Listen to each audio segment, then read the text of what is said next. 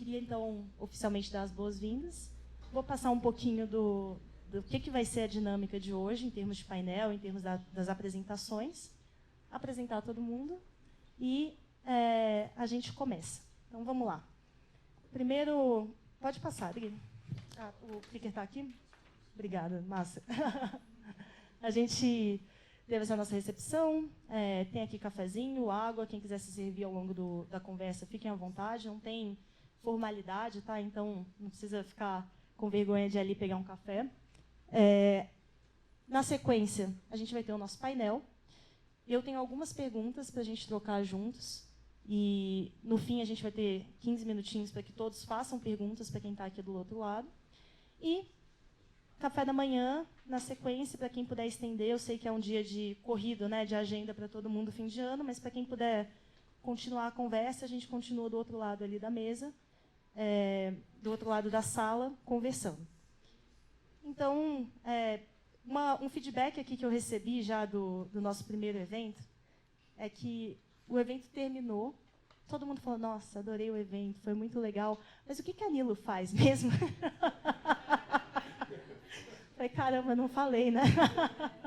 E é engraçado porque, na nossa cabeça, de fato, esse evento não é sobre a Nilo. Esse evento é sobre a mudança no mundo que a gente acredita e como a gente une as pessoas ao redor dessa mudança. Porém, agindo em cima do feedback, eu vou passar rapidamente um vídeo de 1 minuto explicando o que é a Nilo, o que a gente faz, para que quem não sabe fique sabendo, e aí a gente começa. Então, peço essa licença aí para vocês como uma forma de apresentação. Enquanto a Adriana abre, tá? Nós somos uma empresa de 4 anos, a gente vai fazer 4 anos agora no fim do ano. Vocês têm aqui algumas das pessoas que ajudaram na construção da Nilo, com ideias, com advisory, com sugestões. Muitas das pessoas que estão sentadas aqui contribuíram já de diferentes maneiras nessa visão do que a gente tem construído, né? Então, não estamos sozinhos, muito bem acompanhados. E hoje somos uma plataforma, uma ferramenta que ajuda no processo de captação, fidelização e engajamento de pacientes. A Adriana vai passar o vídeo. Começa. 1 minuto. E aí a gente começa. A primeira plataforma SaaS automatizada de captação, engajamento e navegação em saúde do país, que transforma e simplifica a experiência do paciente, enquanto facilita a atuação das equipes de cuidado. Com mais de 700 mil vidas cadastradas em sua base, a solução funciona como um hub do paciente, que concentra todos os seus dados e histórico de modo acessível para os profissionais de saúde. Com o NiloCare é possível automatizar tarefas e processos, abandonando planilhas e trabalhos manuais. Personalizar a experiência do paciente, configurando etapas, fluxos e interações com a sua marca. Realizar a gestão de tarefas e diretrizes, além de consultas e agendamentos. Criar audiências e comunicar-se de modo efetivo e seguro com elas. Estruturar jornadas digitais de sucesso com alto engajamento. Ampliar a capacidade de atendimento e produtividade das equipes. E acompanhar tudo isso por meio de inteligência de dados e dashboards. O NiloCare foi feito sob medida para os desafios da saúde, sendo inteiramente pensado para solucionar dores específicas de operadoras, clínicas, hospitais, laboratórios, health techs e farmacêuticas. Somos o braço direito de organizações de saúde para impulsionar resultados de captação, engajamento, aumento de ROI, redução de sinistralidade e no-show. Mais de 2.000 profissionais de saúde já contam com a plataforma para automatizar tarefas manuais e repetitivas, possibilitando que tenham mais tempo para focar no que realmente importa, acompanhar seus pacientes sem complicações e oferecer o melhor cuidado.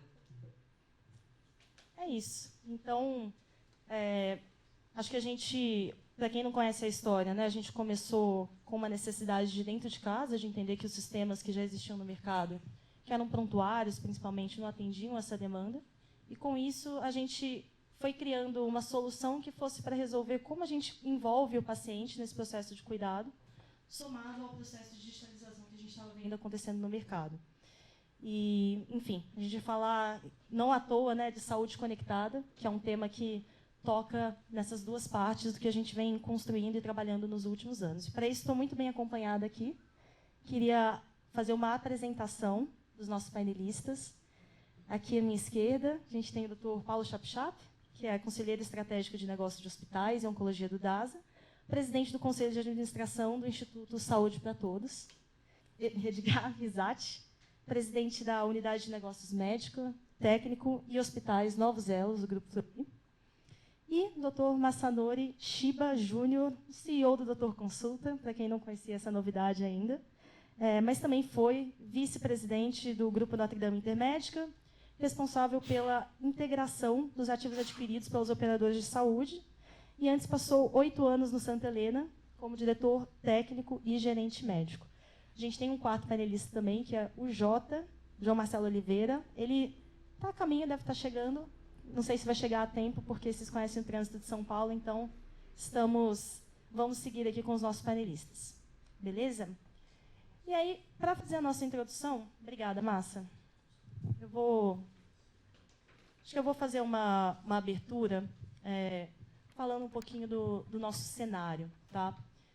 O que eu vou falar aqui, eu tenho certeza que não é novidade para ninguém, mas são, acho que, perguntas provocadoras para a gente começar a aquecer os fluidos aqui na conversa, né? A gente pegou emprestado do professor Rifat Atun, que é da faculdade de Harvard, da escola pública de Harvard, uma análise de previsão de futuro, que é a Pestel, tentando entender o que vai acontecer nos próximos anos dentro do segmento de saúde. Ele estuda esse mercado há mais de 20 anos.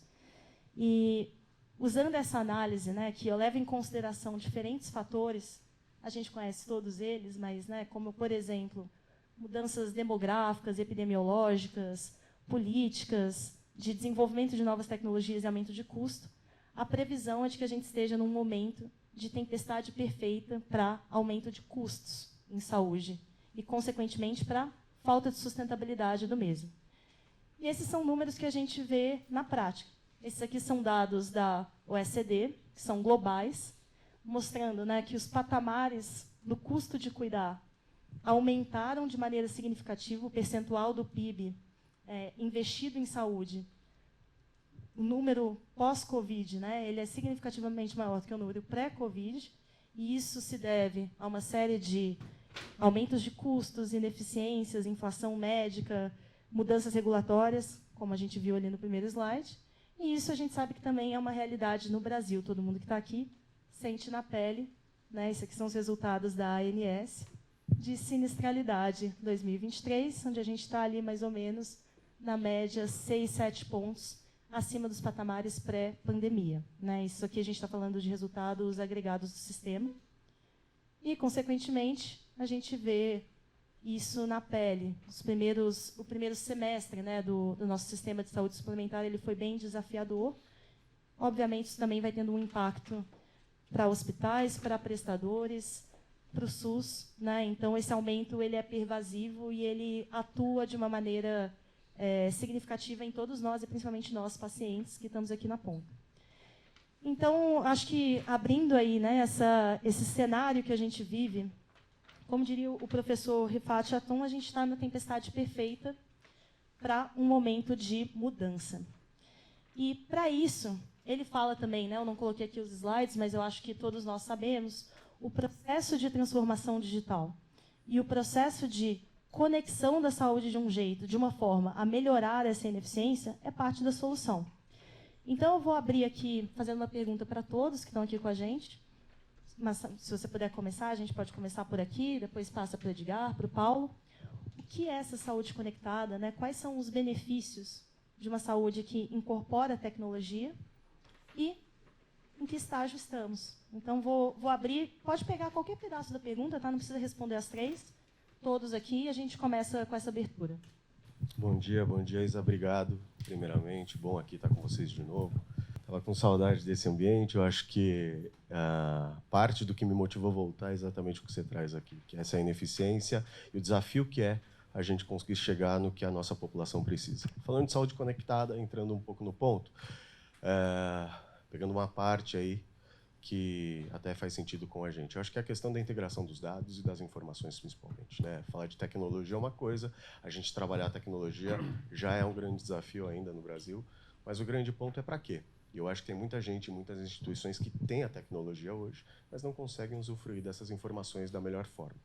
E quando a gente fala de saúde conectada, a gente está falando do paciente, na minha visão, do paciente à frente e no centro desse cuidado, e não as instituições. Então, um dos grandes, eu acho que, desafios que a gente tem hoje é tentar trazer a informação para uma única base, onde o paciente, dentro desse processo, onde ele esteja não só controlando o que acontece com a vida dele, mas que ele também seja o principal vetor, para, independente de onde ele passe, ele leve consigo as informações necessárias para que a gente evite, principalmente, os excessos. Então, indo para esse lado, acho que um dos grandes passos, e todas as instituições aqui hoje, elas trabalham um pouco nisso, mas eu ainda acho que existe uma certa barreira, né, onde a gente poderia trabalhar até um pouco melhor. Eu brinco que a relação ainda, principalmente para quem saiu da suplementar, como eu, passei a vida inteira dentro de operadora de saúde, operadora de saúde, a relação com o credenciado, eu falo, é de relação de pais divorciados litigiosamente, né? Porque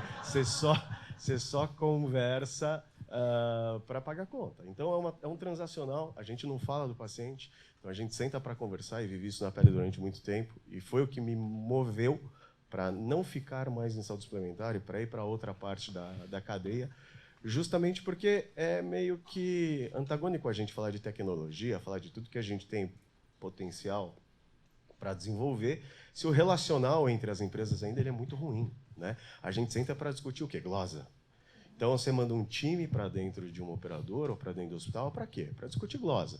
Ninguém fala se o paciente vai morrer, se ele vai viver, qual que é o diagnóstico que você está tendo ali dentro dele. Então, passa por isso. Eu acho que enquanto a gente estiver discutindo só o lado financeiro, esquece. Acho que é muito difícil você trabalhar uma saúde conectada. Porque a intenção ela tem que ser uma intenção de saúde. Ela não é uma intenção de saúde hoje. Hoje, o que movimenta o relacionamento entre as redes é uma intenção estritamente de alinhamentos financeiros. E a gente precisando pagar a conta dos dois lados, e o dinheiro é o mesmo, né, que circulando de forma não tão eficiente. Então, para não tomar tempo, porque eu acho que a primeira pimenta acho que seria essa do meu lado.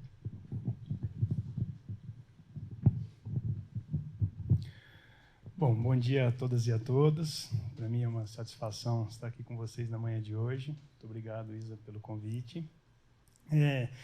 Eu acho que, nesse contexto do que nós estamos discutindo, né, uma palavra-chave é integração, né, e eu acho que ela está intimamente relacionada aí à saúde conectada. A gente, como bem sabemos, temos um sistema que é fragmentado, né, e o sistema de saúde ele é assim na maioria dos países do mundo, se não em todos, e com a saúde conectada e com a gente evoluindo nos conceitos de integração dos dados, integração da jornada, redução da redundância e dos desperdícios que a gente sabe que tem no setor de saúde, aumentando a nossa produtividade, né? Eu acho que ela fica ali relegada a um segundo plano, mas o conceito de produtividade, eu acho que ele é importante também na nossa realidade, em saúde suplementar, e junto com isso melhorando a qualidade e ampliando o acesso, né? Eu acho que a saúde conectada ela pode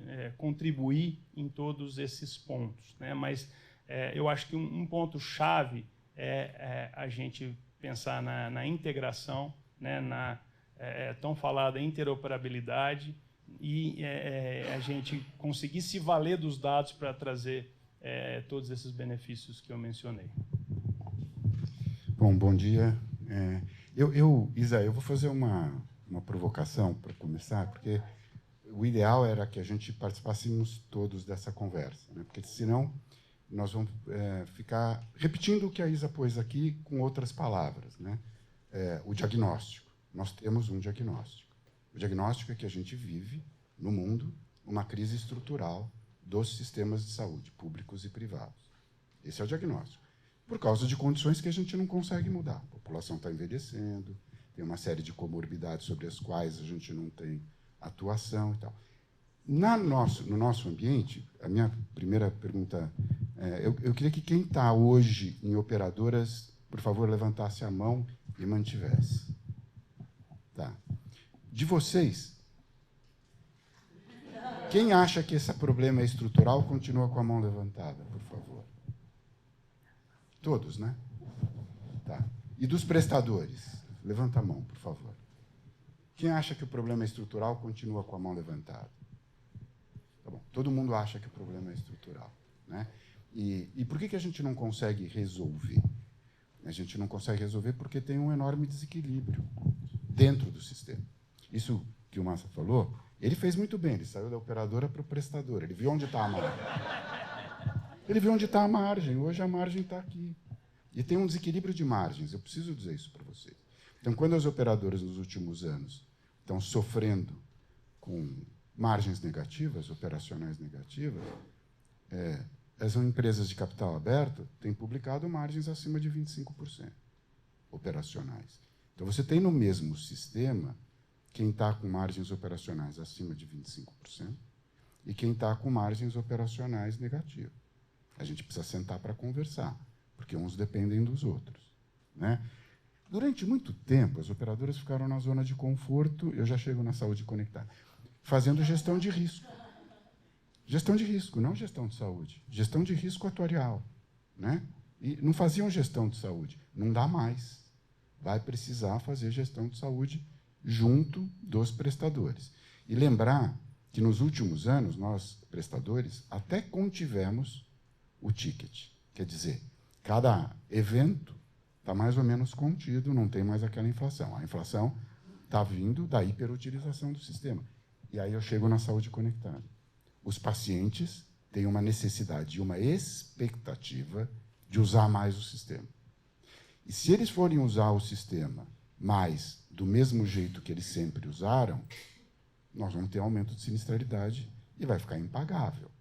Aí a gente lança a mão de uma tecnologia para que a gente se mantenha em mais contato com os pacientes, de forma a trazer de volta, atendendo às expectativas e necessidades, a sustentabilidade para o setor.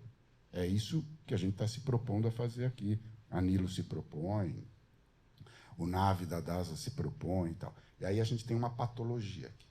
Como a gente não se enxerga como membros da mesma comunidade, do mesmo condomínio, que tem que cuidar das áreas comuns, cada um quer desenvolver tudo, porque acha que esse é um diferencial competitivo importante na área de conexão de tecnologia.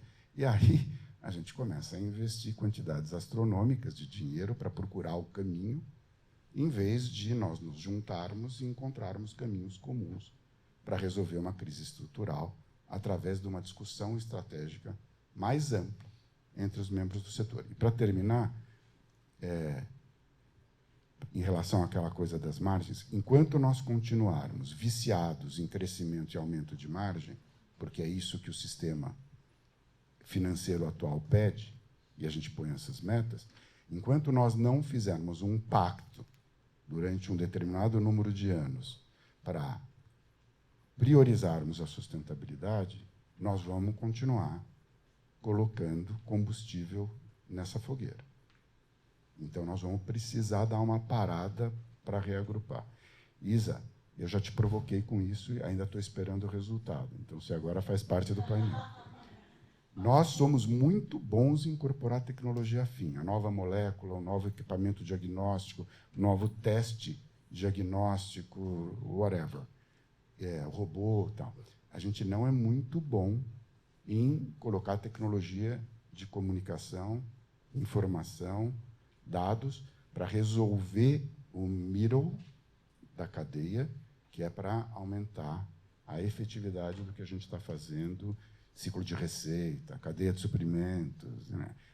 E, para terminar, muita margem ainda também nas empresas fabricantes de medical devices e nos laboratórios farmacêuticos. A gente vai precisar equilibrar. Se o intermediário sofre, pessoal, as operadoras, todo mundo vai sofrer. Não tem como, que passa por ele. E essa coisa de desintermediar não vai funcionar. Só vai fragmentar mais ainda o setor.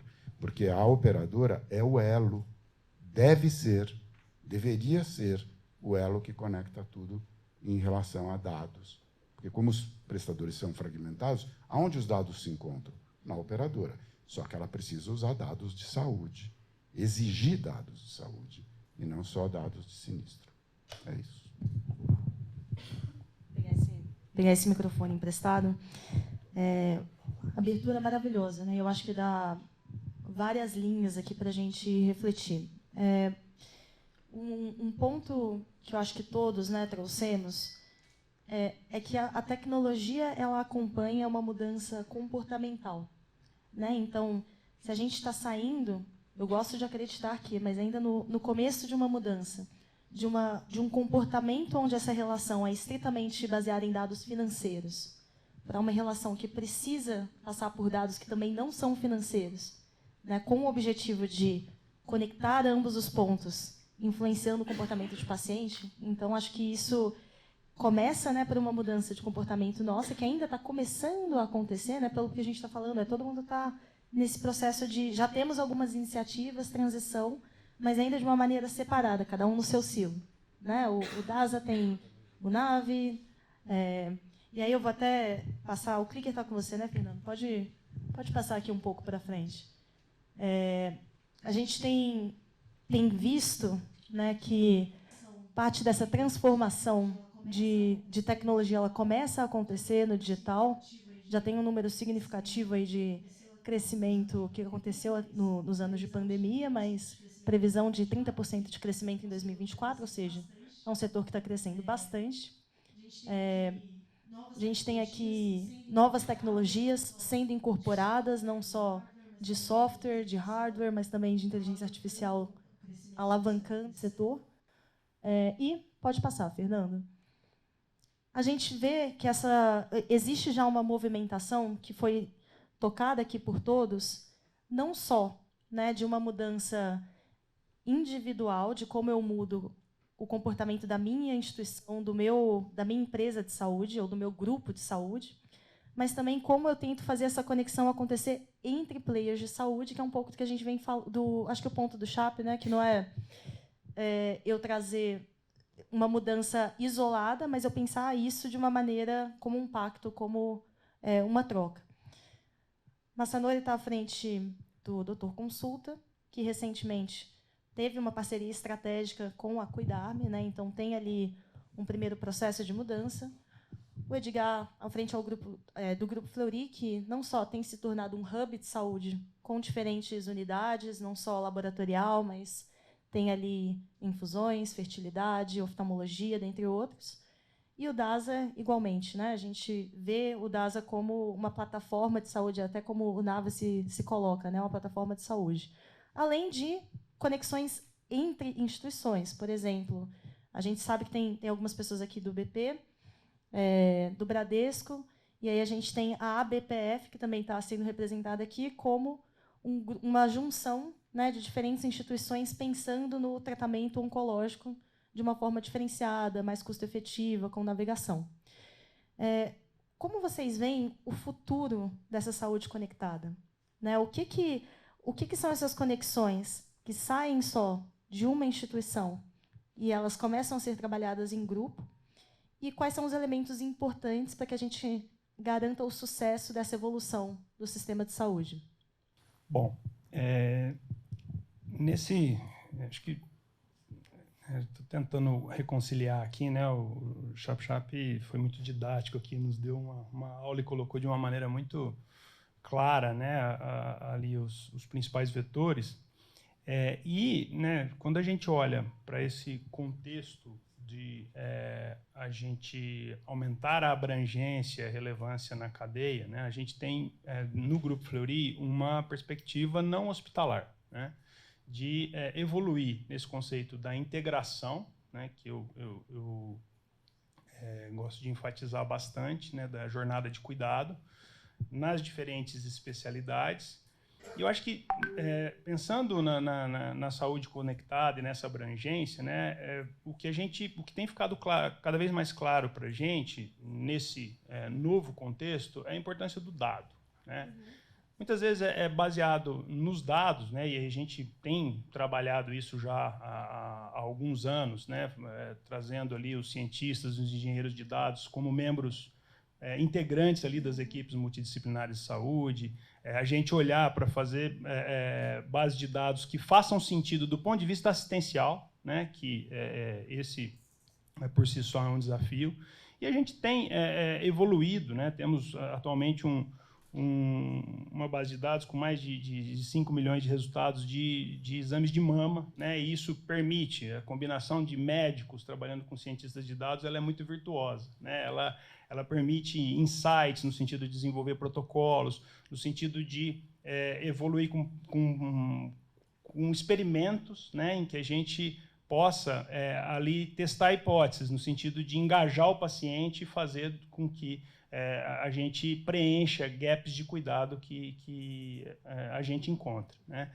Para isso acontecer, toda essa questão da gente trabalhar de uma forma integrada, da gente olhar para as diferentes especialidades e descobrir ali, né, quais são os principais pain points, o que a gente precisa conectar, né, ali olhando e nos baseando nos insights trazidos pelos dados. Onde é que estão os problemas, né, que a gente tem que endereçar naquela especialidade, naquele contexto clínico específico, numa jornada de cuidado específico para uma determinada doença, para uma determinada condição de saúde. E nisso vem muito a interlocução com as operadoras, né? Quais são aí os principais pontos que vocês têm? O que faz sentido, né, a gente propor em termos aqui, né, de evoluir para modelos de pagamento baseados em valor? E eu acho que aí endereça um ponto que você mencionou, que eu concordo, né? Eu acho que a gente precisa evoluir. E aí tem uma questão que a gente não pode ficar só no aspecto atuarial mais, né? Temos que evoluir em relação a identificar possibilidades da gente formatar parcerias, da gente evoluir em levar aquilo que o paciente precisa de uma maneira que seja mais eficiente, né? De uma maneira que a gente consiga equacionar os custos. E, para isso acontecer, a gente precisa dessas informações, dos dados, da integração e da gente estruturar essas jornadas que nos permitam fazer a navegação dos pacientes. Aí, né, é algo que a Nilo tem tido uma participação muito significativa na nossa realidade, né? A gente tem conseguido aí formatar parcerias no sentido de facilitar essa navegação, facilitar a coordenação do cuidado, né, ali nos trabalhos de atenção primária, fazendo toda essa conexão que não é trivial, e a gente construir isso internamente, não sendo uma empresa de tecnologia, é algo que é extremamente desafiador, né? E com isso, né, trabalhando as jornadas, a gente fazendo as interconexões, o que a gente tem visto é que é possível ampliar acesso, né? É possível a gente evoluir numa linha que contribua, né, para uma evolução nesse cenário que você descreveu. A revista Economist, da semana passada, né, trouxe uma reportagem dizendo que o custo da saúde em agregado nos Estados Unidos começa a cair, né? E começa a cair por quê? Um dos motivos o ganho de produtividade e um emprego, né, mais ostensivo de tecnologia. Eu acho que esse é o caminho. Brilhante. Obrigada, Edgar.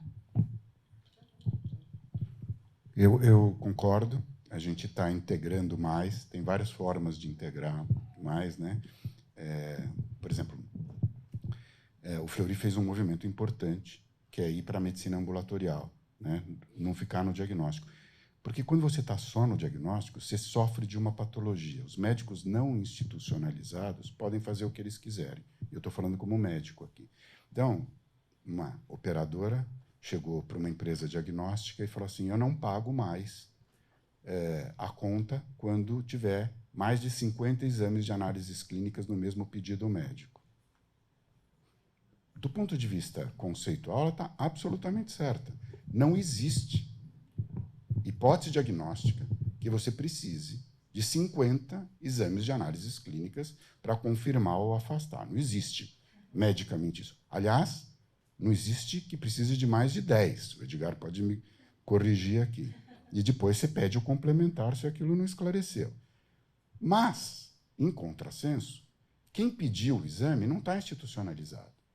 O médico não está institucionalizado no Brasil. A gente foi fazendo consolidações de medicina diagnóstica, de medicina hospitalar, de medicina ambulatorial, num certo sentido, com o doutor Consulta, o Massanori vai nos ajudar aqui, né, nessa análise, mas a verdade é que a grande massa de consultórios médicos não está institucionalizada. Então, você não controla a caneta do médico. E qual é o contrassenso? As operadoras não querem credenciar ambulatórios médicos ligados a prestadores, porque elas acham que vai gerar uma hiperutilização, o que é um erro, porque você controla muito melhor uma relação institucional do que uma relação fragmentada e capilarizada. Você não tem como controlar. Então, por que você não vai pagar o exame? O médico me deu uma ordem, eu realizei o exame que ele pediu, eu não posso ir contra ele, eu não posso ferir a autonomia do médico, a hipótese que ele construiu, eu não posso recusar. O Fleury não pode recusar se chega um pedido de 50 exames. E vai penalizar o Fleury, que não tem controle nenhum. Então, quando ele faz o movimento na direção das clínicas, claro que ele quer gerar demanda, mas ele tem o compromisso de gerar demanda que traga resultado para o sistema, e não demanda que destrua o sistema, que é o que está acontecendo agora. Então, absolutamente, a gente vai precisar institucionalizar mais a participação médica. Dá para fazer isso com tecnologia, de novo, saúde conectada, de novo. Não precisa fazer isso fisicamente, tem enormes ambulatórios e tal, mas a gente vai precisar fazer isso e ter o compromisso. O que as operadoras estão tentando fazer agora? Ele fecha a rede para aquele procedimento lá. Não, agora a cirurgia bucomaxila eu só pago... É um movimento. Eu acho que é um movimento importante, mas não vai resolver o problema estrutural. A gente vai ter que conectar tudo. E aí vem a tecnologia, que a Isa ainda vai responder para nós, quanto que dos custos do sistema, as tecnologias meio vão nos ajudar a suprir. Não é a resposta hoje, claro, isso depende da gente fazer um estudo mais amplo, mas a gente precisa ir atrás disso para justificar a maior migração de dados dentro do sistema. Eu concordo, acho que o que o Chap e o Edgar trouxeram para mim é condição, isso tudo tem que acontecer. Levando a conversa um pouco para um outro lado, que é a questão da participação ainda do próprio paciente, até pegando o gancho na primeira fala que o Chap teve. Sim, os dados deveriam estar na seguradora, só que a gente tem hoje uma cadeia de incentivo tão maléfica a nós, que as corretoras fazem com que essas vidas elas circulem entre as operadoras num ciclo que passa de 3, não passa de 3 anos hoje, né? E isso faz com que, mesmo que estivessem algumas operadoras, esse dado não vai de operadora para operadora também. Então, a gente também precisa, óbvio, forçar, estimular que esses dados entre as operadoras eles sejam muito mais integrados. Hoje, quando você vai assumir uma carteira dentro de operadora, muitas vezes você recebe, muita não, a pequena parte das vezes é um XML com os crônicos home care e paciente internado. Você não sabe o que está acontecendo naquela carteira. O espelho de sinistralidade vem pela corretora ou pelo consultor que faz ali a gestão e contribui para tentar controlar um pouco o sinistro da carteira. Então, aí volta ao ponto do paciente e volta ao ponto do médico. Quando a gente fala de tecnologia, eu acho que de integração, porque, no nosso caso, né, nós temos hoje o Out of Pocket, onde a gente tem 50% da receita. Para minha surpresa, a gente tem hoje já uma subscrição num cartão saúde e benefício, que já corresponde a uma boa parcela da nossa frequência em subscrição. Tá? E também, para minha surpresa, as pessoas que usam o Doutor Consulta, 30% delas têm convênio. Então, esse foi um dado para mim que, logo de início, me alarmou bastante, o que traz um pouco do que vocês estão colocando, de tanto a gente forçar esse controle, de tanto a gente tentar levar para o paciente a responsabilidade dele cuidar da saúde dele, ele está tomando atitudes, muitas vezes, que achar uma solução alternativa para algo que ele já tem como benefício. Então, olha quanto esquizofrênico que a gente está hoje em relação ao sistema de saúde. E é uma visão que eu não tinha até começar a minha jornada junto com o Doutor Consulta. É muito forte você ver isso. O diagnóstico é muito alto, né? Então, aonde é o ponto? O paciente também tem que levar. Eu acho que o vetor principal entre as operadoras, entre as clínicas, ele é o paciente. O ponto é o que a gente consegue, o que a gente pode levar para ele, dar para ele, de repente, dentro de um aplicativo, para que ele possa, pelo menos, garantir que o hemograma que ele fez a semana passada, quando ele passou numa consulta no DAS ou no Fleury, ele não repita em uma outra rede, sendo que esse dado ele tem, está lá, independente da marca que esteja no aplicativo dele.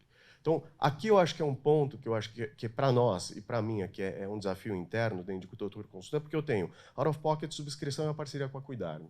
E a parceria também com a Sul América no PMPM.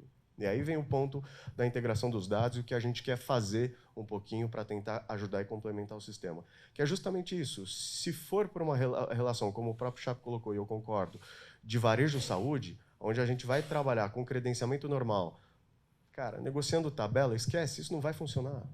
Aí é o ponto é o ponto que a gente vai fazer mais do mesmo em grande escala, que é o que a gente já está fazendo. E é óbvio, esses médicos que estão sendo descredenciados hoje, eles precisam de receita. Então, quem sobra na mão deles acaba sendo a oportunidade que eles têm de pagar a faculdade, de pagar o apartamento que eles têm em prestação. E eu tive a oportunidade em Sul, Santa Catarina, quando a gente chegou, foi um dos maiores sustos que eu tomei. Quase 50% da sinistralidade de Santa Catarina está na atenção primária e secundária. Bizarro, né? Por quê? Uma região pouco explorada por hospitais, então você tem um número de hospitais menores, uma rede diagnóstica muito ali caseira, formada pelos médicos, e muito consultório. Porque o médico local, o que ele tem que fazer? Consultório. Mesmo o cirurgião, ele não tem um volume cirúrgico tão grande para depender, enfim, para dedicar ali a sua vida a uma receita que venha do hospital. Então, a atenção primária, a baixa frequência, o baixo custo, ele tem esse poder hoje. E o ponto é, se eu continuar trabalhando dentro do modelo de varejo de saúde hoje, a gente está fadado a aumentar esse processo, porque o hospital ele é um ofensor hoje, mas o varejo ele também é. Há tempos atrás, quem trabalhava bastante com operadora lembra, o custo de atenção primária ele era 20%, 25%. Quando você ia fazer uma calculadora atuarial lá, para calcular o que você ia ter de custo em cima de uma carteira, né, há uns 10, 15 anos atrás, era 20%, 25% que você colocava da frequência que você ia ter proveniente da atenção primária e secundária. Isso evoluiu. Hoje, 35%, 40% nas grandes praças e algumas chegando a quase 50%.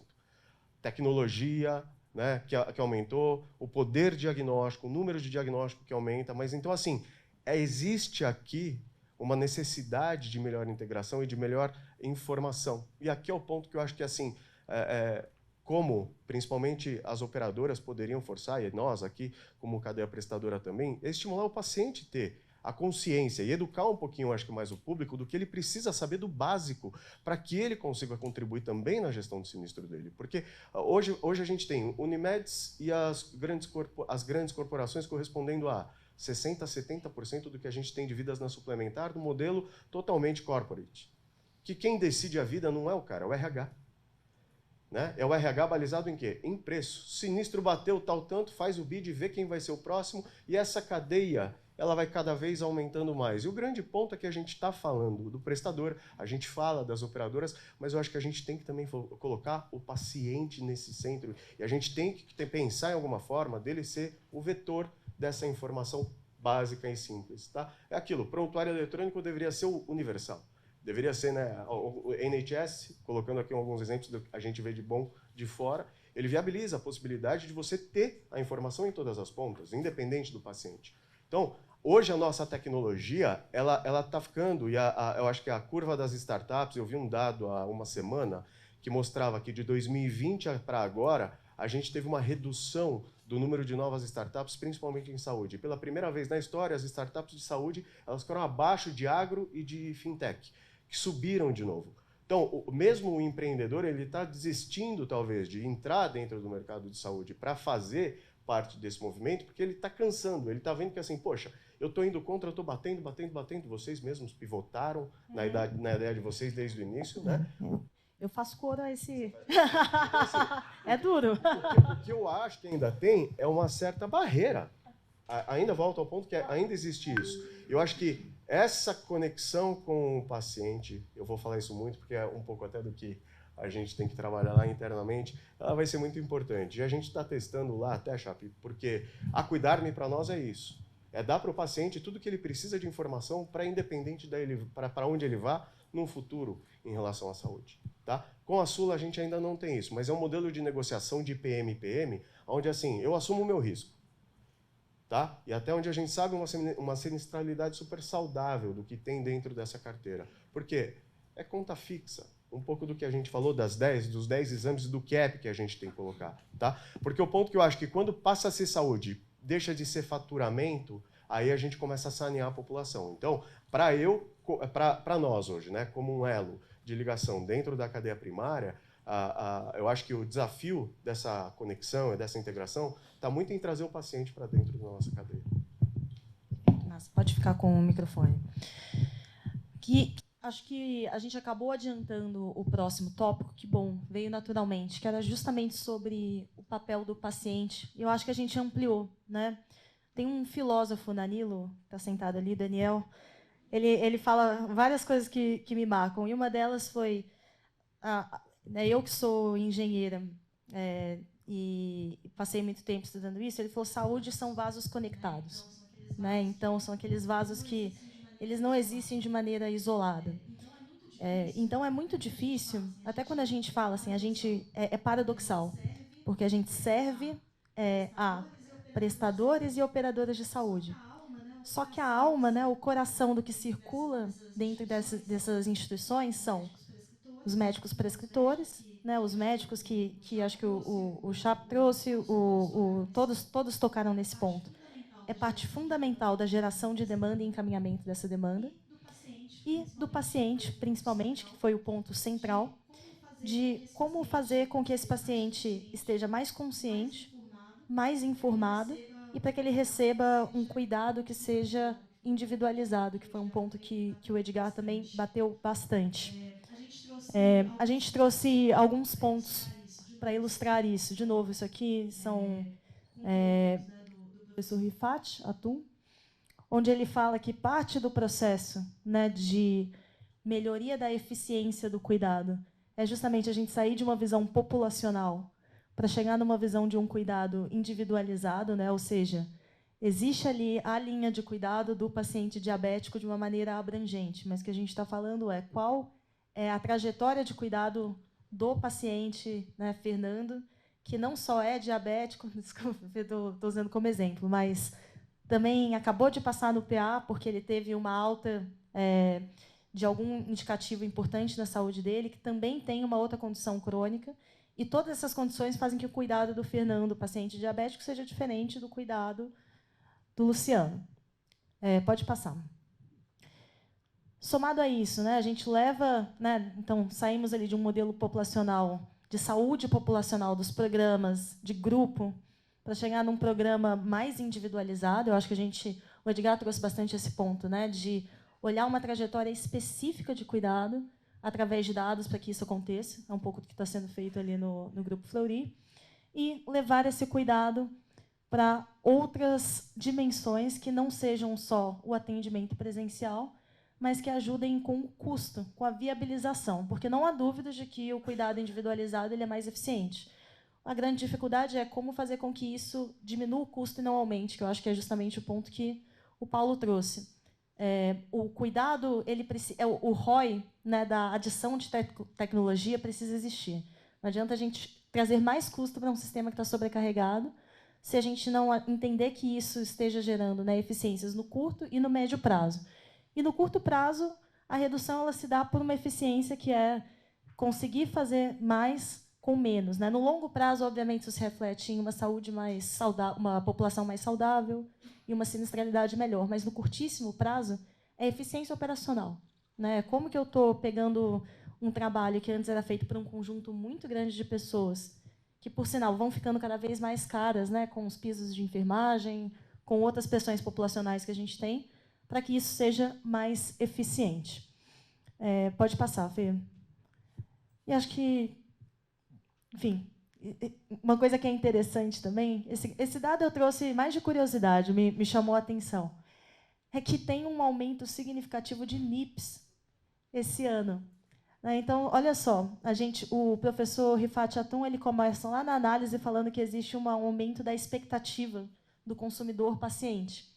Então, apesar de ele estar consumindo mais em 2023, ele também está reclamando muito mais de não ser atendido, né? E a gente sabe que esse instrumento regulatório ele é um pré-processo, né? Então, existe uma tendência de judicialização, uma tendência de, olha, se eu não tenho 100% das minhas necessidades atendidas como eu quero, eu vou na ANS e eu abro uma reclamação, eu abro uma NIP.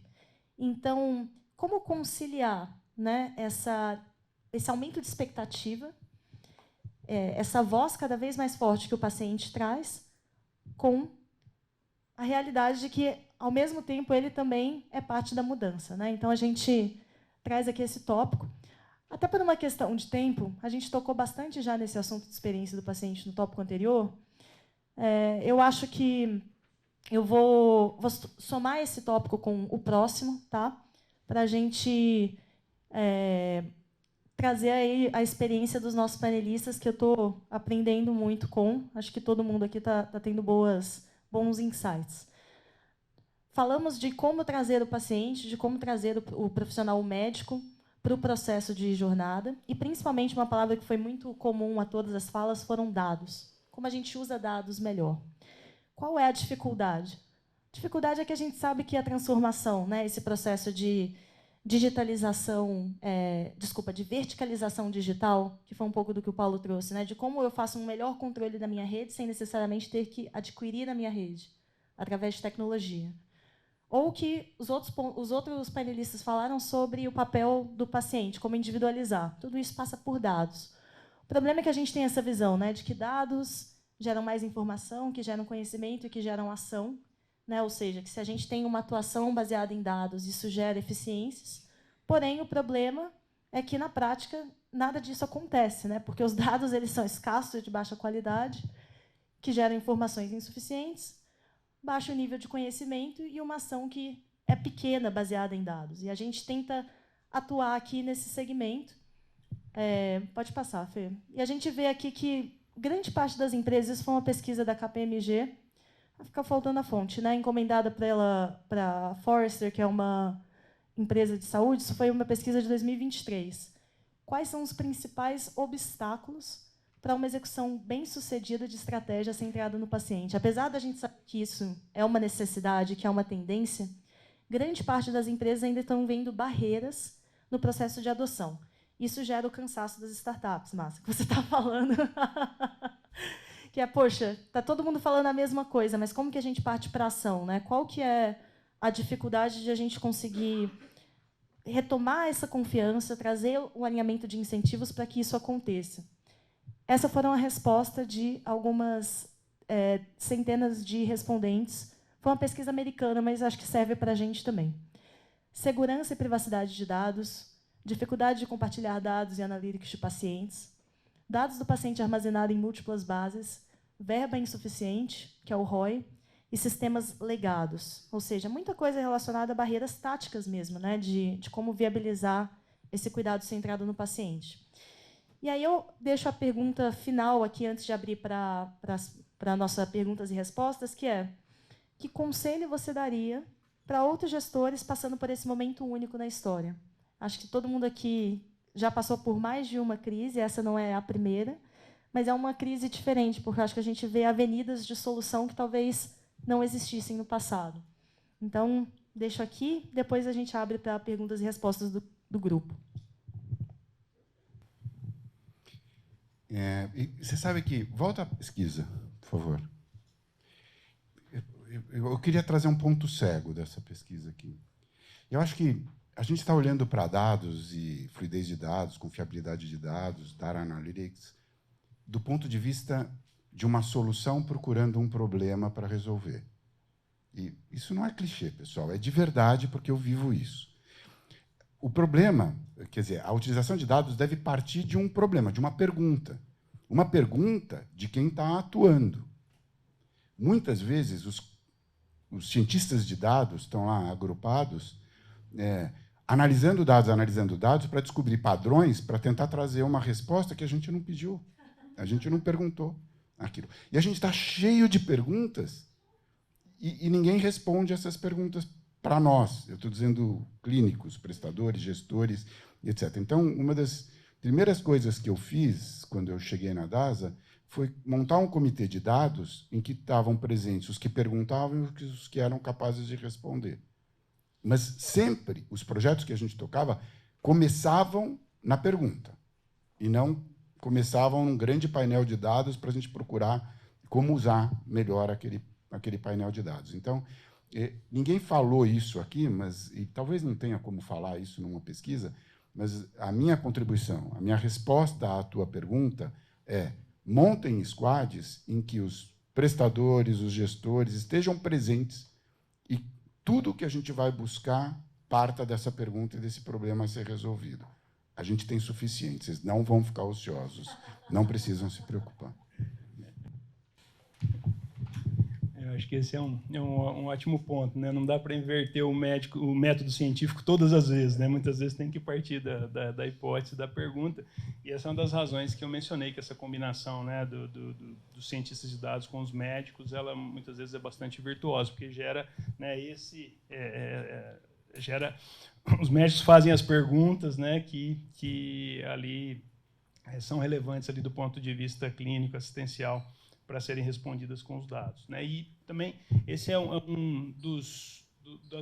das razões, né, que dados de desfecho são extremamente importantes nessa, né? Não adianta a gente ter metadados, a gente precisa de dados de desfecho que realmente consigam responder as perguntas concretamente. Agora, indo para a sua questão, né, acho que em relação, bom, que a gente tem de aprendizado nesse contexto todo que você apresentou, e né, voltando até ali para o início do cenário que a gente vê no setor de saúde como um todo, eu acho que para a gente, né, uma constatação muito importante ao longo dessa jornada, que já tem alguns anos, foi de que a gente não é uma empresa de tecnologia, né, que muitas vezes a gente é uma empresa de saúde, né, que tem uma vocação para prestar serviços. Que não significa que não seja tecnológica, né? Exatamente. São distinções importantes. Exatamente, mas é um aprendizado doloroso às vezes, né, no sentido de que isso aqui, não, hoje a gente tem acesso, a gente pode desenvolver muito disso internamente, pode mesmo, mas o duro é que você cria um monstrinho que depois tem que ficar dando comida para ele, né? E aí, dar comida para ele, às vezes, é muito custoso, né? Porque não é ali a nossa vocação, o nosso enfoque, né? E aí, muitas vezes, até desde coisas mais simples, né? Desenvolver um chatbot, né? Às vezes, vamos customizar. Pô, uma vez eu fiquei super frustrado, conversei com uma pessoa do setor, num evento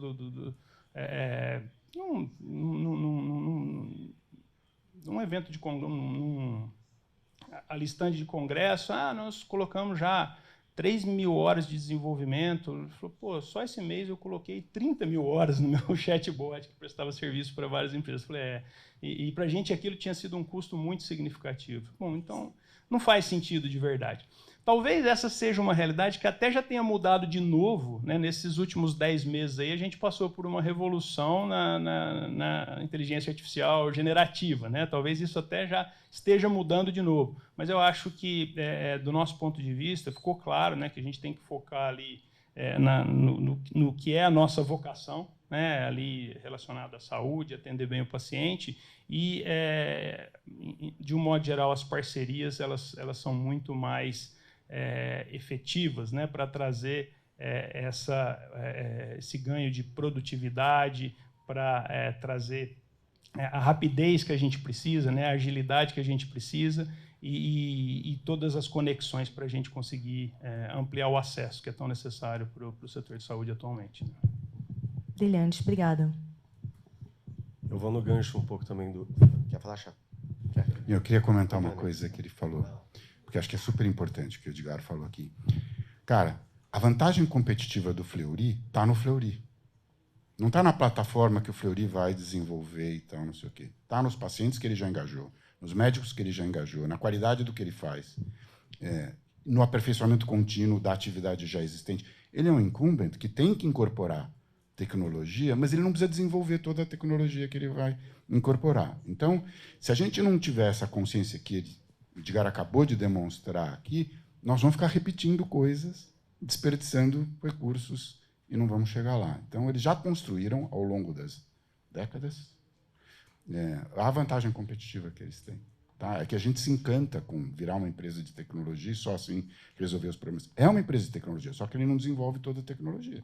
Ele não precisa desenvolver ressonância magnética para ser um bom diagnosticador em ressonância magnética. Então, por que será que ele tem que desenvolver toda a plataforma? Não estou fazendo propaganda da Nilo, não. Mas é isso. Eu tenho convicção disso, você sabe, a gente já conversou disso em particular. Desculpa, Márcia. Mas pense Te igual, atravessar. tá? Eu acho que o ponto é que também contribuo com a tua fala, com a fala de vocês dois. Cara, não dá. A gente vive um mundo hoje que a velocidade de quem está dedicado à tecnologia é muito grande. E eu falo por nós, né? Um pouco dos dados que vocês trazem, cara. Assim, a Doutor Consulta foi uma grande health tech durante um bom tempo. Hoje ela é uma health tech. Por quê? Muito do que eu invisto ainda em dinheiro e gasto é em commodity, que, cara, muita gente já está fazendo muito melhor. Lá atrás, quando o Tomás idealizou 2012, era algo que realmente muitas soluções não existiam ao mercado. Fazia sentido fazer. Só que a inteligência maior não é de começar, é de saber parar. E aí você saber onde você tem que focar, onde você tem que desenvolver o teu diferencial. Porque o grande ponto hoje é, eu tenho que fazer o que é bom ou o que é o diferencial para dentro da minha empresa, não pensando só no mercado. Porque tem muita gente pensando no que deve ser feito para o mercado de uma forma geral. Então, acho que a tecnologia, para a gente, tem esse desafio. Indo para o ponto do dado, estou com o Chape, eu acho que simplicidade, porque hoje em dia dado virou um problema. O que era para ser uma solução virou um problema em grandes instituições. A quantidade de empresas que eu conheci no decorrer da minha vida, onde eles falavam que eles tinham tudo, mas não conseguiam analisar nada. Porque quem tem muito dado e muita gente fazendo a análise da mesma coisa, é óbvio que vai gerar o debate, né? Então, acho que simplificar, e eu brinco que com dados administrativos a gente já faz saúde, certo? E o pessoal quer saber o que está acontecendo lá no meio do prontuário com o NLP logo na primeira rodada do que vai rodar de tecnologia. E não é por aí. Se eu sei onde ele mora, se eu sei que sexo ele é, a idade que ele tem, entendeu? Com poucas informações, a gente já consegue fazer o primeiro filtro de saúde populacional para a gente começar a dar direcionamento para a cadeia. Então, acho que existem muitas informações e dados que estão fora, inclusive, do prontuário, dados cadastrais simples, que a gente já conseguiria trabalhar de forma muito mais conectada, inclusive. Tá? Então, acho que a simplicidade de trabalhar, acho que ela é importante. E hoje, ser simples é difícil, porque a quantidade de informações e a quantidade de soluções que a gente é bombardeado para avaliar, ela é bizarra. Né? Ela é bizarra. Então, acho que ter essa disciplina de saber assim, o que eu consigo trabalhar e que dados que eu preciso para o meu momento, qual é a pergunta que eu quero responder, eu acho que ela é fundamental. Do outro lado, eu acho que é a questão das pessoas que usam. E as pessoas que usam não é só na parte analítica e da conclusão, mas as que vão colocar aquela conclusão em prática, que eu acho que esse é um outro desafio do dado, principalmente para quem faz engajamento, para quem está dentro de atenção primária. Que não adianta a gente fazer conexão com o paciente usando a informação que a gente recebeu, se eu tenho turnover, se eu não consigo incentivar o meu colaborador e tenho ele de longo prazo, porque senão eu fico tendo o quê? Aquela passagem de plantão a cada 1 ano e meio, 2 anos, 3 anos, dos funcionários indo embora, e eu perco a conexão que eu tenho com aquele paciente. Então, aquele dado que eu usei, toda aquela beleza que a gente fez, depois eu perco ela operacionalmente, por quê? Porque eu me desconecto do meu paciente. Então, eu acho que do que ele é gerado, até como ele é levado e como ele é continuado dentro da cadeia, é um desafio bom que eu acho que todo mundo deveria pensar. Nossa, eu queria só começar agradecendo esse painel maravilhoso. A gente vai ter aqui... Vocês têm mais 10 minutinhos para perguntas da audiência. Não quero roubar mais nem um segundo. Você quer falar mais alguma coisa, Paulo? Pode falar. Não, era só um comentário no que o Massander falou. Ele chegando no Doutor Consulta, ele já tem problemas suficientes para resolver de estrutura organizacional, modelo de negócio, novos desenvolvimentos com os clientes que ele tem, para ter que ficar preocupado em desenvolver coisas já desenvolvidas. Então, vamos focar e vamos dar produtividade ao sistema. Perfeito o que você falou. É isso aí. Brilhantes as colocações. Tenho muitos pensamentos sobre isso, mas, como eu falei, eu queria dar o espaço para outras pessoas perguntarem. Então, vou abrir aqui o microfone para a plateia. Fiquem à vontade, o Daniel vai levar. Se quiser direcionar a pergunta para uma pessoa ou outra também, fica à vontade. Para todos. Bom dia, meu nome é Nancy. Eu concordo com tudo que vocês estão falando aí em relação a dados, tal, mas eu sou de tecnologia, então uma parte que é fundação, eu entendo, é como você vai compor todos esses dados, porque é o que tem nas pesquisas. Os dados estão espalhados nas diversas bases, nos diversos sistemas, nos diversos modos de armazenamento. Para vocês que estão fazendo essas várias parcerias, vocês estão tendo dificuldades em relação a essa interoperabilidade, em relação a padrões, em relação a como as duas equipes, ou sei lá quantas equipes, estão conseguindo conduzir a padronização de uma métrica como é que fala, da unidade utilizada entre cada um dos sistemas. Como que vocês estão vendo isso? Acho que essa pergunta é para você mais, mas, de qualquer forma, em todos os lugares do mundo, houve uma regulação dos mecanismos de interação de dados, né? Antes tentaram unificar um sistema só e tal. Você sabe isso mais do que eu, né? Você ensina isso. Mas o que a gente vai precisar é definir quais são os padrões de interoperabilidade como país, não como sistema de saúde só. Tal. E esses já estão consagrados, você sabe disso, né? Só escolher o que os outros já escolheram para facilitar. Mas você tem um desafio, porque você... Não, você. Porque você está integrando várias bases de dados de diferentes clientes. E qual é a dificuldade que você está encontrando? Acho que essa pergunta é bem para quem está trabalhando. E só uma coisa que eu uso às vezes, você fala bem de estruturação, arquitetura e tal, e como que a gente vai coletar lá. Hoje a gente está se afogando no data lake, né? Não tem dúvida nenhuma. O sistema está afogado num data lake, cada vez mais, e ficando sem ar. Queria aproveitar também o gancho, porque assim, né, acho que sendo bem transparente, a gente tem dificuldades em todas essas instâncias aí que você mencionou, tá? Isso aí em todas. E assim, no Brasil, eu acho que é uma dificuldade adicional. Sim, vou pegar resultados de laboratórios de análises clínicas que eu tenho boa propriedade para falar. Eu acho que a gente já está na 4ª tentativa de adotar uma terminologia unificada, né, que ela existe, a LOIN, que assim como tem as NOMED, assim como tem alguns outros padrões, mas é difícil ir adiante. Agora tem um novo esforço em curso para a gente conseguir evoluir com essa iniciativa. Em relação às questões, né, de interoperabilidade dentro do sistema, eu acho que o primeiro ponto que a gente precisa resolver é a identificação única do cliente, né? E identificação humana é um problema em qualquer lugar do mundo, não é exclusividade nossa aqui no Brasil, não. Né? E aí, partindo daí, a gente consegue unificar as próprias bases de dados, consegue fazer interações com bases de dados externas, e aí a coisa evolui. Mas começa disso. Acho que os padrões, né, HL7, o FAIR, ele tem ajudado nessa linha, mas a gente precisa de ferramentas de interoperabilidade dedicadas para conseguir fazer isso. Que, de novo, é um desafio não só nosso aqui, mas como em qualquer país do mundo. Nancy, essa pergunta é muito boa e ela ditou até um pouco da estratégia, de como a gente pensou na construção da Nilo.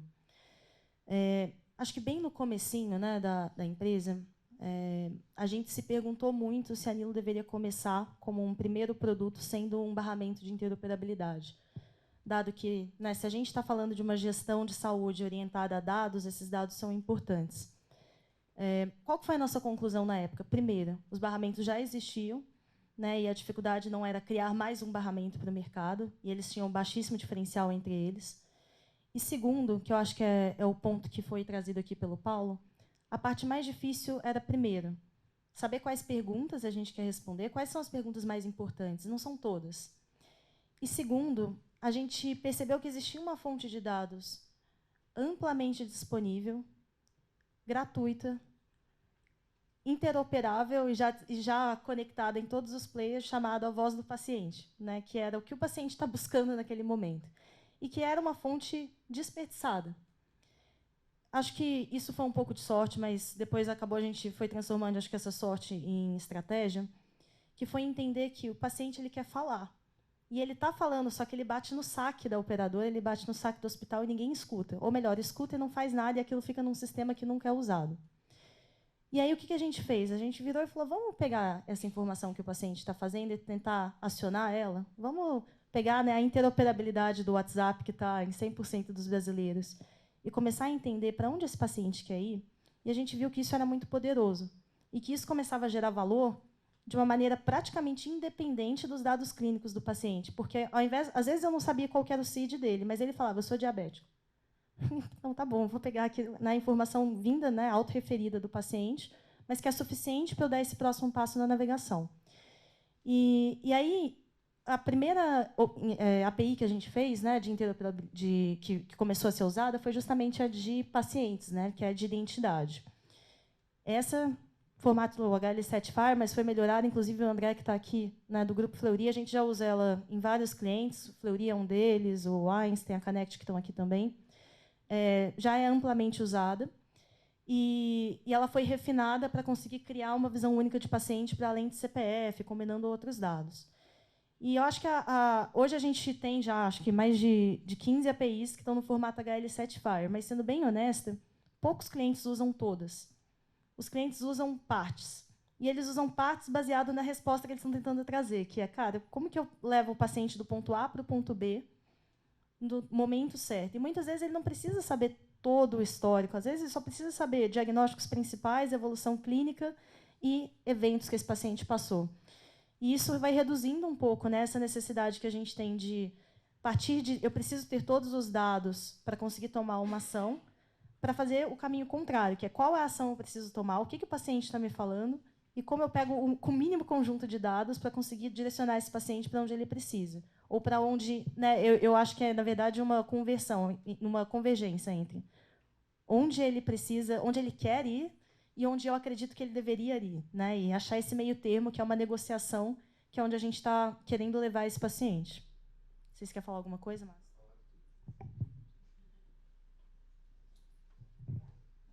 A minha pergunta é bem direcionada ao que você falou agora, Isa.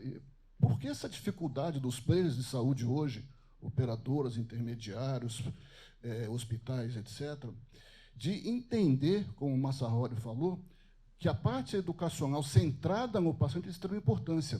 Porque a gente está falando aqui de dados, conexão de dados, mas o que eu vejo, como você mostrou no slide aí, que o dado se perde. E isso eu faço uma analogia com um grande trial clínico. Você tem um trial clínico importante, que dá impacto em desfecho clínico significativo, e quando chega na hora de você passar essa informação que está lá contida no artigo, a pessoa que vai receber vai pegar aquela parte, bom, resultado, discussão, conclusão. O que é que eu faço com isso? É a mesma coisa, eu tenho um grande dado, um big data de pacientes, e o que é que eu faço com esse dado? A minha pergunta é exatamente isso, porque eu vejo a questão de educação centrada no paciente, mas também nos prestadores de serviço, em toda a cadeia, toda a jornada do paciente, não sabe o que fazer com as informações básicas. E hoje, com o que a gente tem com tecnologia de informação, com a inteligência artificial já presente, o Next está chegando, já está presente, eu ainda vejo muita dificuldade dos players de usar isso daí para o paciente e para os profissionais de saúde. Só para me apresentar, eu sou endocrinologista, sou da diretoria da Sociedade Brasileira de Diabetes, no setor 2 cardiovascular. Então, diabetes 2 cardiovascular, duas doenças crônicas altamente prevalentes, com incidência que só aumenta, e eu vejo muito pouca iniciativa. Eu, falando em termos de RPD, nós da sociedade vemos muito poucas iniciativas de educação centrada no paciente e também na linha de base, na educação, na atenção primária da saúde. Teu nome de novo, desculpa. Paulo, meu xará, fácil. Pessoal, a gente tem 213 milhões de brasileiros para educar. A gente fala de educação do paciente para a saúde. Vocês acham fácil essa tarefa? A gente não conseguiu alfabetizar todo mundo. Vocês veem os resultados dos exames de matemática e português, são paupérrimos, e a gente quer educar os caras para uma coisa que é difícil de entender. A gente vai se propor a isso, a gente vai insistir nisso, a gente vai aumentar os pontos de contato, a gente vai usar a tecnologia para isso. Mas eu estou velho demais para esperar isso acontecer, e não vai acontecer no meu tempo, o suficiente que a gente precisa para sanear o sistema. Em compensação, a gente tem 500 mil médicos. E a gente está colocando 40 mil novos no sistema todos os anos. Só que eles passam por 6 anos de formação, a maioria não vai fazer residência hoje em dia. Tal. A gente tem aqui uma enorme oportunidade. Eu acho que é muito mais fácil eu educar, porque ele é o ordenador do cuidado. E eu não estou abrindo mão de educar o paciente também. Tá? Mas eu acho muito mais fácil, muito mais impactante eu me concentrar na educação médica para entender a economicidade do sistema e a sustentabilidade do sistema, do que educar 8% de diabéticos no Brasil? Tá. Temos aí 16 milhões. Certo? Tá? E eu tenho quantos médicos que se dedicam ao tratamento do diabetes no Brasil. Pronto. O que é mais fácil? Um profissional de nível superior, quer dizer, passou por todas as etapas do entendimento que é aquisição cognitiva, reflexões sobre dados, etc., etc., do que a grande massa de pacientes. Então, pessoal, está na hora da gente escolher prioridades aqui. A gente está no meio de uma baita de uma crise, né? E os pacientes estão sentindo mais do que qualquer um os efeitos dessa crise. Vê o número de NIPs aqui, né? Imagina o sistema público, o que eles estão sofrendo, sem saber aonde reclamar. Então, eu acho que o componente médico, nossa, você vai ter uma baita oportunidade, você é responsável pela área médica do Fleury, a gente tem uma enorme responsabilidade na educação médica para saneamento do sistema. Eu disse isso, institucionalização dos médicos, da forma que for, pode ser na sociedade, especialidade, não importa, institucionalização dos médicos, que eles trabalhem como comunidade, né? E, a partir daí, a gente agir para melhorar a sustentabilidade. E assim, quando eu falo até da questão da educação, a educação e eu acho que o empoderamento, que são coisas não necessariamente equivalentes, tá? Porque empoderar é ele ter a informação. Educar, eu concordo com o ponto do Chap, é difícil. Eu vi um cara, ontem eu almocei com um cara, eu gosto de almoçar com esse pessoal que faz marketing, performance, que essa galera é tudo doida e faz umas coisas que a gente não sabe, né? Não faz ideia do que é. Vocês já ouviram falar de um cara chamado Mr. Beast? Já. Quem tem... Aqui, ó, sabe, tá? Esse cara com 26 anos, em 2012, ele tinha um seguidor, que era ele mesmo. Em 2013, 10 seguidores. Quando foi 2017 ou 2018, esse cara tinha 28 mil seguidores. Hoje esse cara ele tem, acho que mais de 500, são 120 quase milhões de seguidores. E esse cara tem uma receita de 500 milhões de dólares por ano. Tá bem? Consistência. Aqui é um ponto que eu acho que assim, a minha jornada de varejo e de pets me ensinou algumas coisinhas que eu falo que em saúde eu brincava que a gente tem que usar um pouco mais. Eu acho que nesse ponto, eu acho que a saúde ela é muito deficitária, porque a gente não sabe comunicar. Eu acho que um dos pontos, e assim, eu entendo e concordo com o que o Chap está falando, mas tem um ponto que tem que começar. E o ponto de começar e a forma de começar é que o resultado realmente isso não vai ser de curto prazo. Esse cara demorou 20 anos para conseguir ter a consistência, e ele persistiu. Ele seguiu durante 20 anos para chegar no que ele é hoje. Ele nunca imaginava onde ele ia chegar. O ponto é que a gente sabe onde a gente precisa chegar. E o início dessa jornada, a gente precisa começar a fazer. E é o que eu falo. Eu acho que, e concordo, não é. Acho que o médico ele é importante também, mas tem lá as suas dificuldades. Eu acho que até um outro profissional, que é o próprio paramédico, que hoje no Brasil a gente explora de forma muito negativa e ruim, que ele é uma fonte de engajamento muitas vezes maiores do que até o médico, porque ele tem tempo. Eu falo, a gente brinca lá internamente. Pô, eu estou discutindo com o meu pessoal. Como que eu faço engajamento? Como que eu uso o Anilo para fazer engajamento? Adianta eu colocar um médico para falar com o meu paciente todo mês? Não vai, porque o cara não tem paciência, não tem tempo, não é a pegada dele. Agora, um nutricionista, para falar com ele 5 minutos, gerar conteúdo, 10 minutos e levar para ele um pouco de informação. Então, eu acho que assim, a questão toda é como que a gente soma isso e conecta.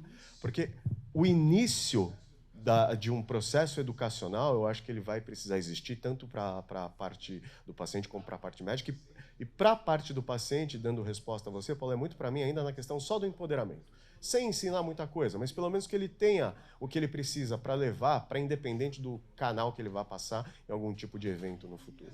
Tá? E essa questão do marketing de performance e do varejo é impressionante, porque realmente isso faz muito sentido. Tá? E quando você vê assim, o varejo, mesmo o varejo de saúde hoje, o quanto vocês gastam também em performance, assim como eu, cara, eu sei, eu gasto muito mais em Google do que vocês gastam hoje.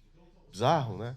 Então, são coisas que acontecem hoje em saúde, numa empresa muito menor, mas eu gasto muito, porque o posicionamento, manter minha marca, deixar ela lá ativa, ela não faz sentido, e no conceito de marca que eu tenho que fazer, publicidade, sustentação, se eu não tiver constância. E a parte da constância, parte é por publicidade, parte é por conexão, e a outra parte é eu gerando esse conteúdo. Porque o que faz hoje? O que esse cara ganha? O que o MrBeast ele é? Ele é o maior canal de conteúdo para essa geração agora, para os nossos toddlers. Os caras estão viciados nele. Tá? Ele soube conectar, ele soube falar a linguagem, só que até ele aprender, foi uma sessão de tentativas e erros, e eu fui, depois que esse amigo me trouxe ontem, eu fui estudar esse cara, eu fiquei impressionado. O Edgar tá rindo porque, cara, eu não conhecia, tá?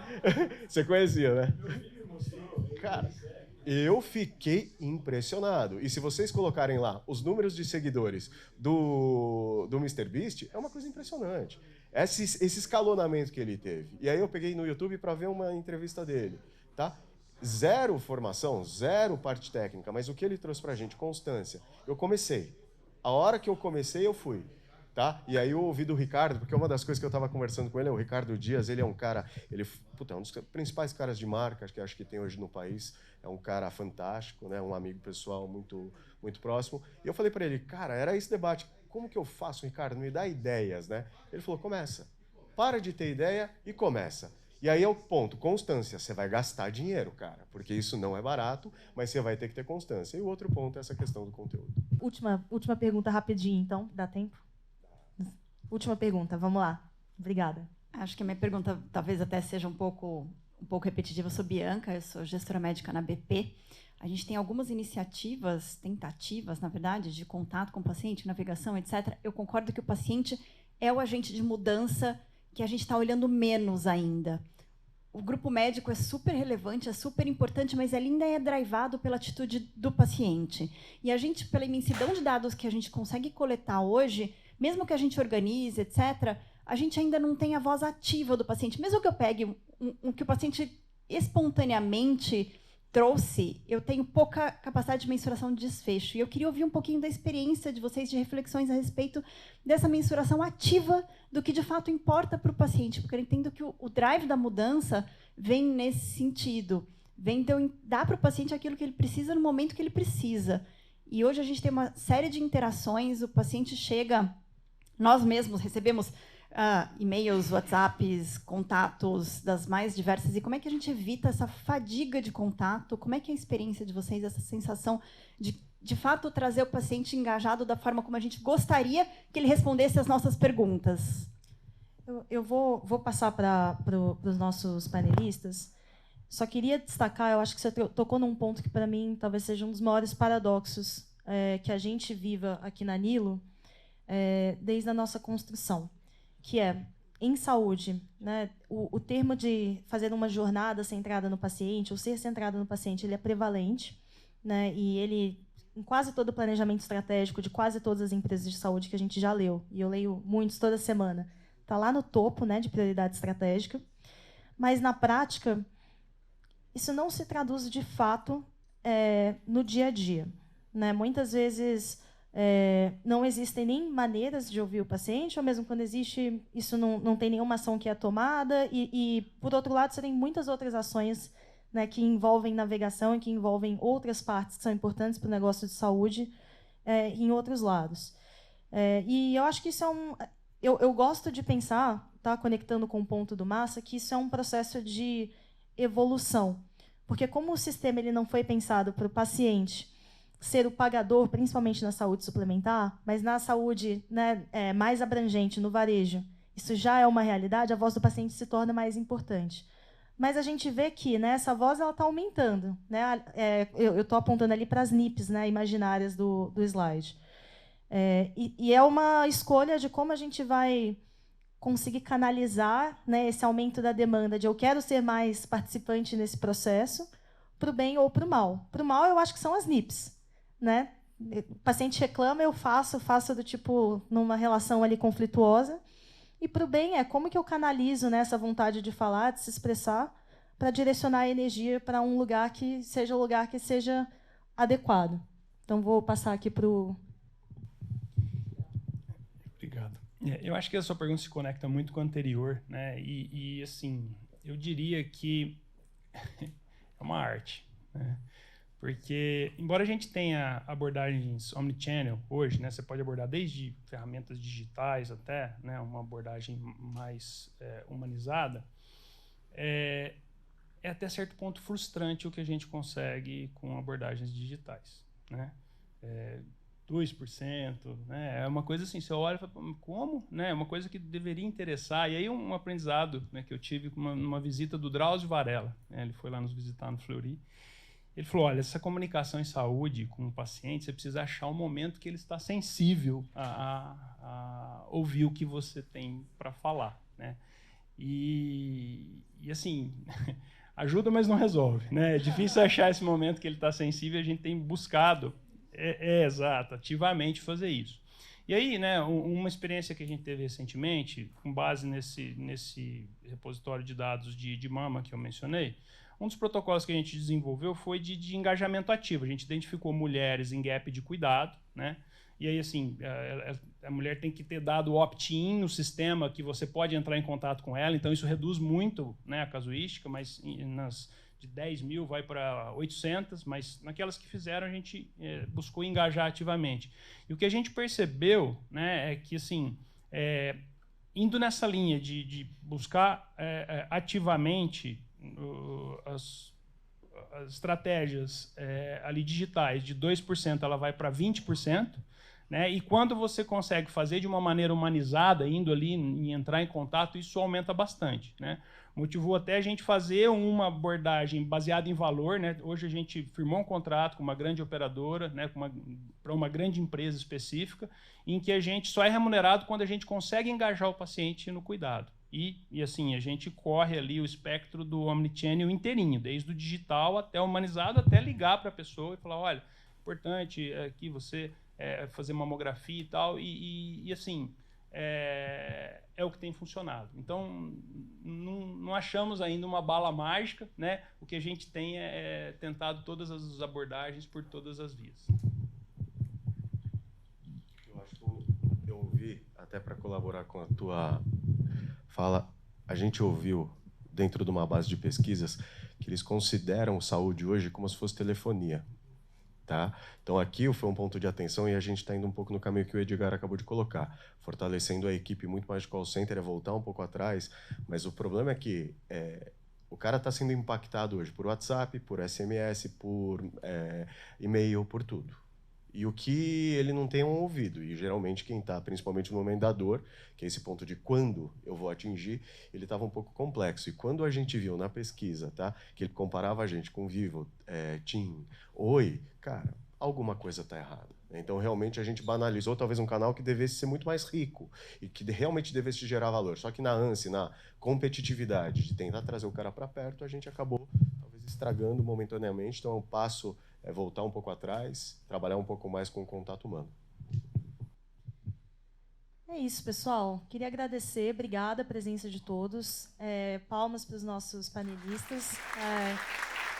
Obrigada, Edgar, obrigada, Paula, obrigada, Márcia. E fazer um convite, a gente tem agora um café da manhã, fica ali do outro lado, né, Adri? Quem puder ficar, continuar a conversa, acho que alguns dos nossos panelistas vão conseguir ficar também. Obrigada, eu vou estar.